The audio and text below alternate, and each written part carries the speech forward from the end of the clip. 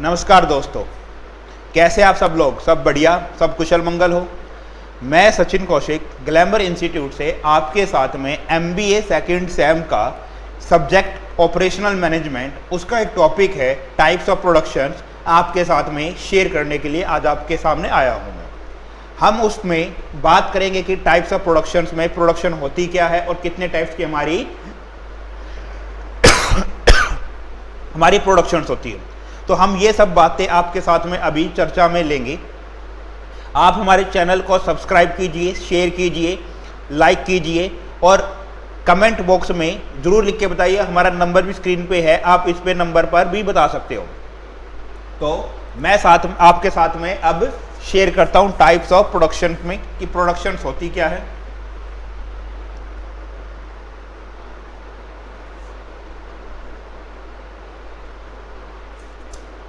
मैं एक बार screen set कर दूं आपके लिए।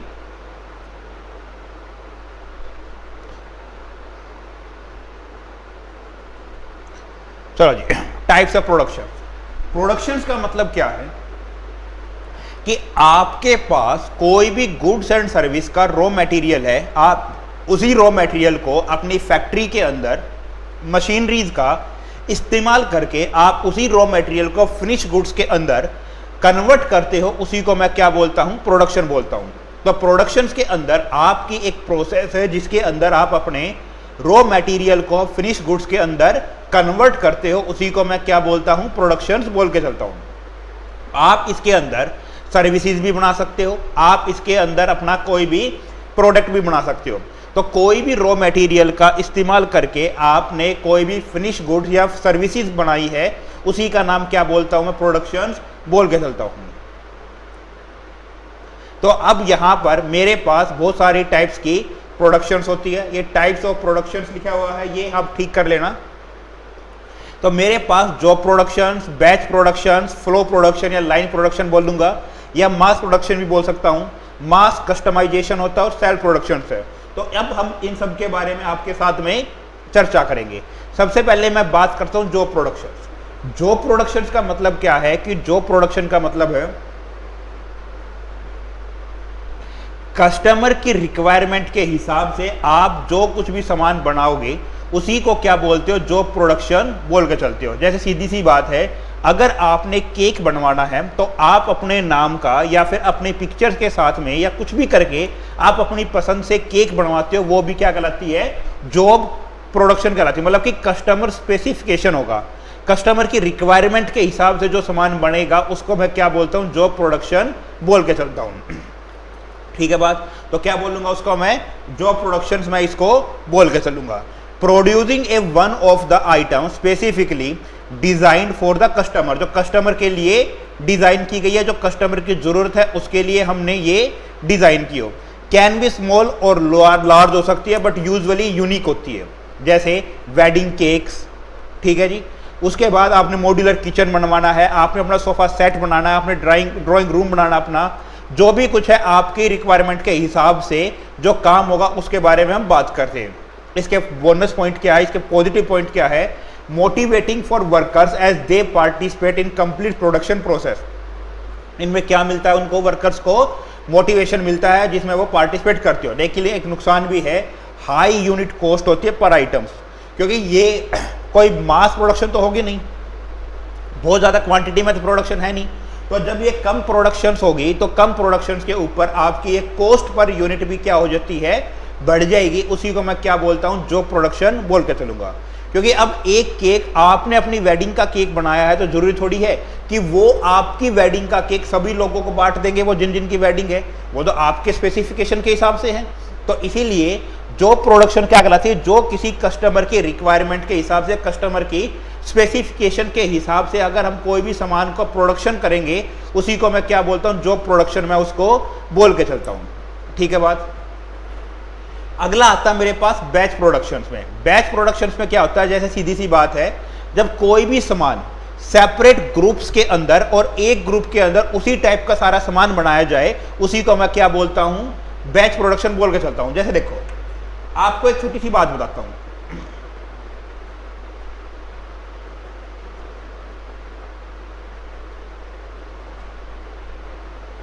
एक छोटी सी बात सुनना, हम जब भी पढ़ाते हैं तो हम क्या कहते हैं कि भाई इस बैच के अंदर, बैच का मतलब क्या है कि उस टाइप पे हम एक ही बैच के अंदर सेम चीज सबको सिखाते हैं, वो क्या होगा, हमारा बैच होगा।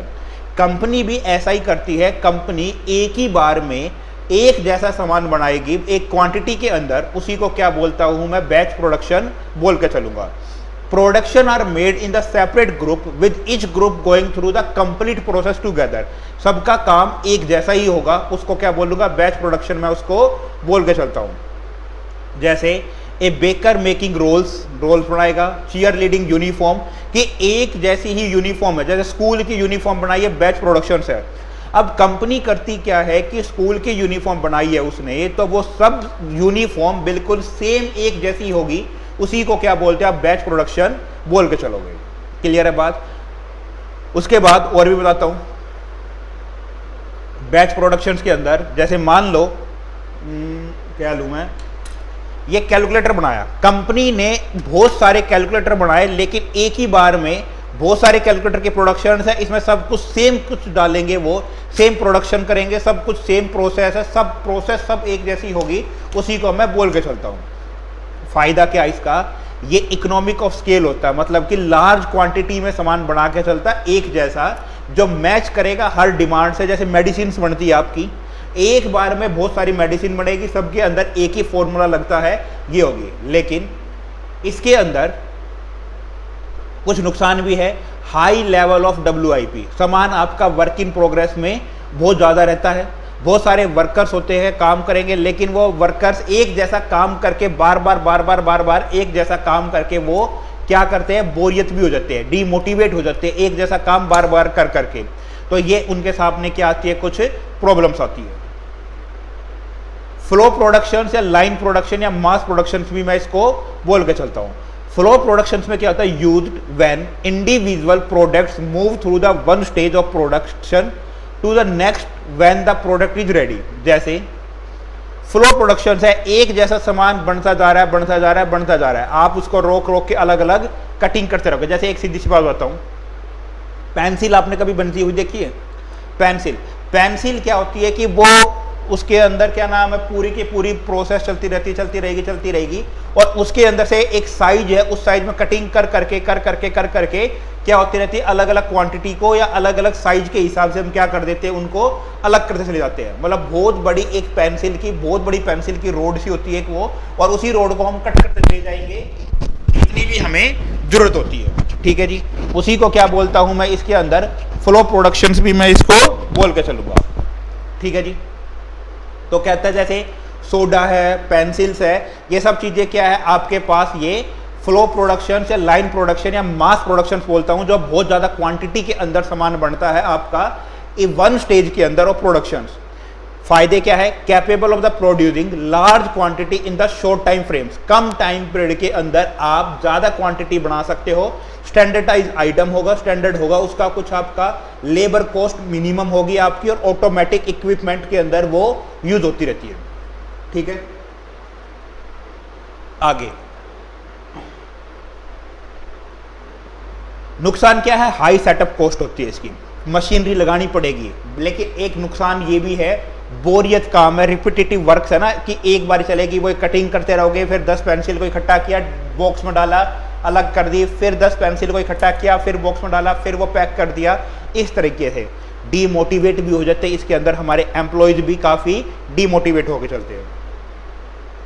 मास कस्टमाइजेशन का मतलब क्या होता है, जो कस्टमर की रिक्वायरमेंट के हिसाब से बनाया जाएगा, जो कस्टमर को जो जो चीज़ें चाहिए उसी के हिसाब से, इंडिविजुअल रिक्वायरमेंट के हिसाब से हम क्या करते हैं, जो चीज़ बनाएंगे उसी को क्या बोलते हैं, मास कस्टमाइजेशन। देखो आपने देखा होगा सियाराम, रेमंड्स या बहुत सारी कंपनियां हैं जो क्या करती है, कपड़े भी बेचती है, मतलब कि जो पूरे कपड़े हैं वो है, और वो कस्टमाइजेशन टेलरिंग भी होती है, मतलब कि इंडिविजुअल बंदे के हिसाब से उसकी क्या होगी, टेलरिंग भी होती है इंडिविजुअल बंदे के हिसाब से, मतलब कि जितना जो बंदे का जिसका जो मेजरमेंट है उसी मेजरमेंट के हिसाब से वो कपड़े को स्टिच करके चलते हैं, उसी को क्या बोलते हैं, मास कस्टमाइजेशन भी आप उसको बोल के चलोगे। कंप्यूटर्स वगैरह है, कंप्यूटर्स के अंदर भी आप क्या करते हो, उसके अंदर भी आपका मास कस्टमाइजेशन होता है। कंप्यूटर के अंदर जिस बंदे को जो जरूरत होगी उसी के हिसाब से वो सामान उसका बन के चलेगा। क्लियर है बात? उसी के हिसाब से सामान आपका बनेगा। जैसे हमने भाई कंप्यूटर के अंदर रैम चाहिए, मान लो 8 GB की रैम चाहिए, हमने क्या चाहिए, हार्ड डिस्क चाहिए 1 TB की, 1 TB हार्ड डिस्क चाहिए, जो रिक्वायरमेंट होगी उसी के हिसाब से वो उसको बनाता है। मतलब कि design includes customise element to standardise parts reducing the customer की एलिएशन, डिफ्रेंशिएटेड करेगा प्रोडक्ट्स फॉर द कंज्यूमर, अलग अलग कंज्यूमर्स के लिए अलग अलग सामान वो बना के चलेगा। हाई सेटअप कॉस्ट होती है, इक्विपमेंट कॉस्ट होती है। एक एग्जांपल सुनना, आपने एक कंपनी का नाम सुना होगा DC मोटर्स, नाम सुना है सर? सर DC मोटर्स सुना है। टार्जन मूवी देखी थी आपने? टार्जन मूवी के अंदर जब वो गाड़ी बनाने के बाद एक स्टिकर लगाता है किस पे, दरवाजे के ऊपर DC करके। ये DC कंपनी गुड़गांव के अंदर ये कंपनी है, DC MG रोड के ऊपर। DC क्या है, पूरा नाम है इसका दिलीप छाबड़ा मोटर्स। ठीक है, ये दिलीप छाबड़ा मोटर्स करती क्या है कि गाड़ियों को मॉडिफाई करती है। आप गाड़ी लेके आओ, आपको गाड़ी के अंदर जो रिक्वायरमेंट है, आपको जिस टाइप की गाड़ी चाहिए वो उस टाइप की आपकी कार को क्या कर देगा, कस्टमाइज कर देगा। उसी को क्या बोलता हूं मैं, मास कस्टमाइजेशंस बोल के चलता हूं। ये इसके ऊपर हाई सेटअप कॉस्ट भी इसके ऊपर ये होके चलती है। ये यहाँ पर इनके समरी दी गई है कि किसके अंदर क्या होता है, किसकी कॉस्ट क्या है, मेन फीचर्स के बारे में। इसे जो हमने पीछे डिस्कशन किया है ये सेम वही है। आप एक बार इसको रीड आउट करोगे, रीड आउट करने के बाद अगर आपको समझ में नहीं आता है तो आप हमारे नंबर पर व्हाट्सएप करके आप पूछ सकते हो कि हमने ये वाले टॉपिक समझ में नहीं आया है।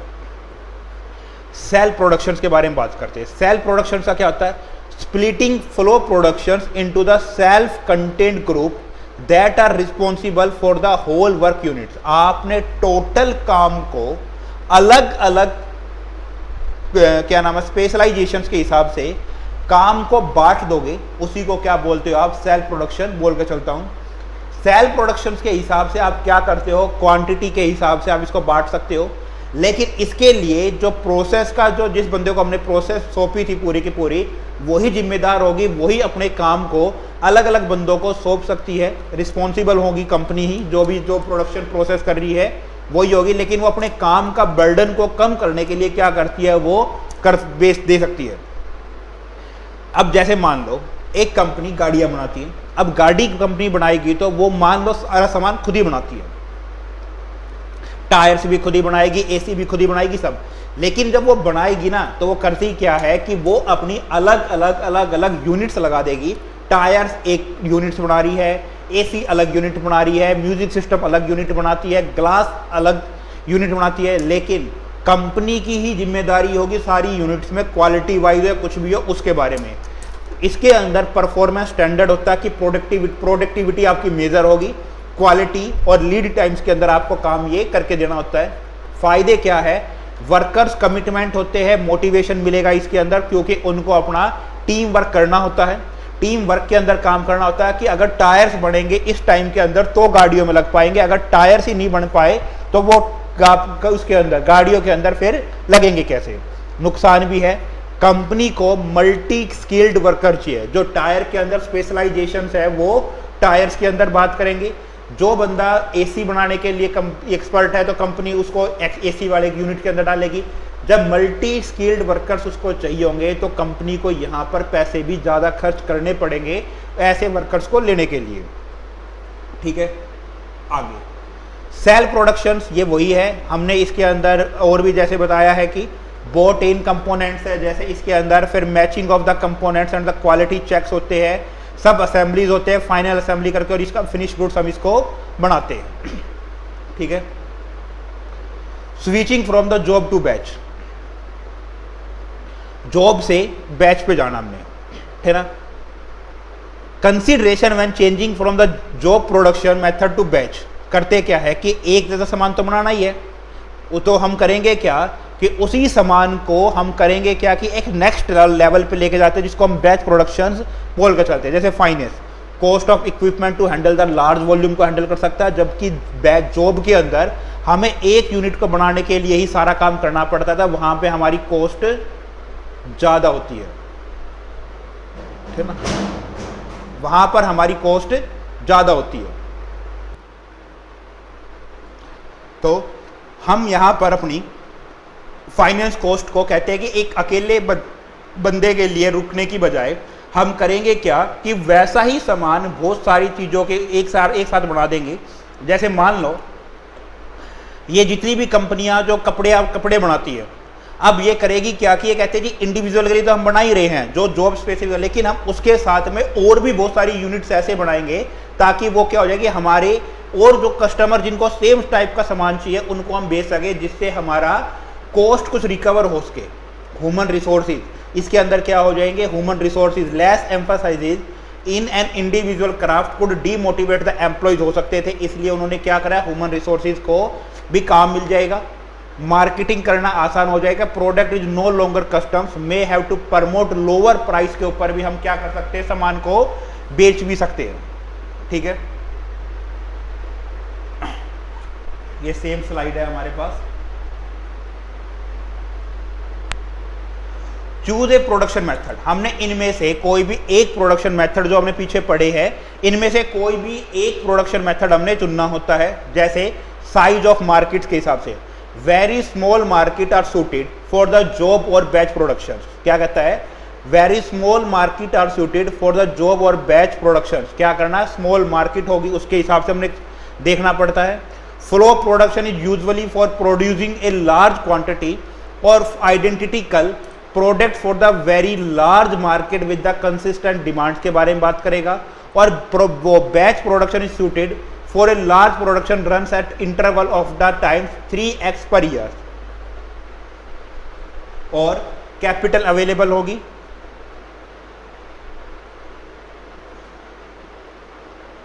अब सुनो, मैं अब इस चीज को एक्सप्लेन करता हूं। मार्केट के हिसाब से आपने जब प्रोडक्ट चूज करना है तो आप क्या करोगे, very small markets are suited, बहुत छोटी मार्केट है तो वहां पर आपके मतलब कि कस्टमर क्या है, आपके पास कम कस्टमर है, वहां पर आपके लिमिटेड लोगों को ही सामान बेचना है, तो आप हमेशा क्या करोगे, जॉब या फिर बैच प्रोडक्शन करो। वहां पर आपको फ्लो प्रोडक्शन करने की कोई भी जरूरत नहीं है, क्योंकि सामान बना के फालतू में पड़ा रहेगा। इसलिए आप क्या करोगे कि जहां पर आपके नंबर ऑफ कस्टमर कम है, लोग कम है, मार्केट साइज आपका कम है, तो उस कंडीशन के अंदर आप क्या करोगे, आपके लिए बैच या फिर जॉब प्रोडक्शन आपके लिए बेटर होती है। Flow production is useful for produce the large quantity. जब आपने एक जैसा सामान बहुत ज्यादा क्वांटिटी के अंदर बनाना हो तो आप क्या करते हो, फ्लो प्रोडक्शन करके चलते हो। पेंसिल एक जैसी क्वांटिटी क्वालिटी चाहिए हमें, लेकिन बहुत नंबर ऑफ क्वांटिटीज के अंदर चाहिए, तो आप उसको क्या करते हो, फ्लो प्रोडक्शन आप उसको लेके चलोगे। Batch production is suited for the large production run, मतलब कि आप पूरे साल में उसको कम से कम 3 गुना आप काम करना चाहते हो, 3 बार आप सामान बनाते हो, तो क्या करोगे, फिर आप बैच प्रोडक्शन का भी इस्तेमाल कर सकते हो। एक जैसा सामान बना रहे हो बार बार बार बार बार बार, तो उस कंडीशन के अंदर आप इसको यूज करते हो।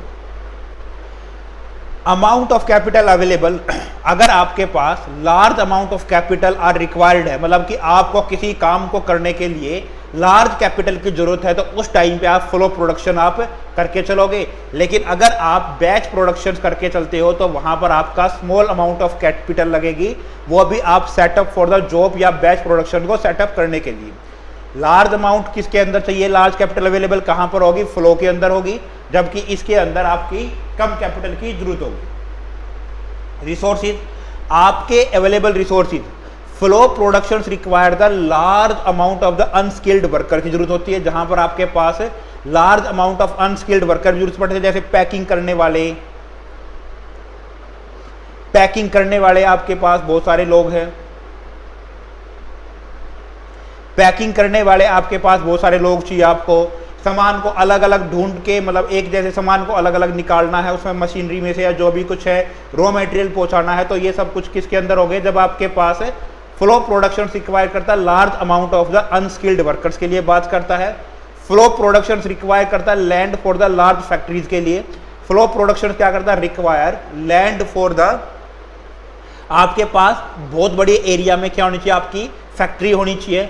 जॉब एंड बैच प्रोडक्शंस को जरूरत होती है एक स्किल्ड वर्कफोर्स की, मतलब कि एक स्पेशलाइजेशन होगा जिन बंदों के पास उन्हीं बंदों को हम उठा के इसके अंदर हम रखते हैं जॉब या फिर बैच प्रोडक्शंस करने के लिए। More than one way, most businesses use करती है एक से ज्यादा प्रोडक्शन। जैसे लैंड रोवर वाले हैं वो लाइन प्रोडक्शंस भी करते हैं, बैच प्रोडक्शंस भी करते हैं, जॉब प्रोडक्शन भी करते हैं। जैसे मान लो लाइन प्रोडक्शंस क्या है, वो लैंड रोवर में एक जैसी गाड़ियां सबके लिए बना रहे हैं। लेकिन बैच प्रोडक्शंस भी करते हैं वो, जैसे मिलिट्री वालों को 100 गाड़ियों की रिक्वायरमेंट है तो कंपनी जो उनकी स्पेशलाइजेशन है, जैसे मिलिट्री में देखा होगा आपको ग्रीन कलर की गाड़ियां मिलेगी, तो एक जो उनके हिसाब से कस्टमाइजेशन करके 100 गाड़ियां बना के देंगे वो बैच प्रोडक्शन के अंदर। एक जैसा डिजाइन होगा, कलर एक जैसा करना, आपने सब कुछ एक जैसा करना हो, बैच प्रोडक्शन। और जॉब प्रोडक्शन में क्या है, जैसे बुलेट प्रूफ ग्लास देंगे,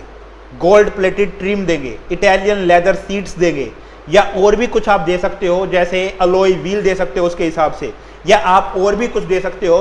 तो वो क्या हो गया, आपके पास जॉब प्रोडक्शन होगी। तो एक ही कंपनी एक ही टाइम पे सारी चीजों को यूज करके चलती है। लाइन में क्या है, एक जैसा स्टैंडर्ड प्रोडक्ट है वो सबको बेचेगी।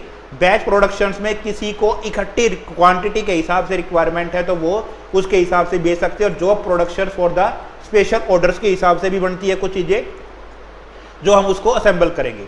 आपकी ये स्लाइड यहीं तक की थी। थैंक यू, गुड बाय, शब्बा खैर, बाय बाय, जय हिंद।